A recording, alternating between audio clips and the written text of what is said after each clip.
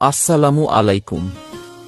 আলহামদুলিল্লাহ, এটি একটি অত্যন্ত খুশির সংবাদ যে মাঝের চড়া কলোনি পাড়ায় নতুন একটি মসজিদের ভিত্তিপ্রস্তর স্থাপন করা হচ্ছে।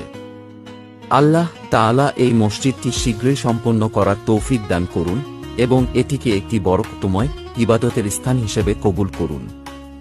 আমিন।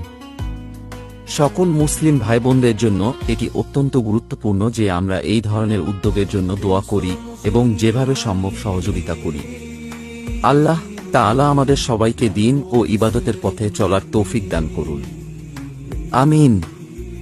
তারিখ 2024-29 নভেম্বর, বাদ জুম্মা। ইয়া রাসূলুল্লাহ,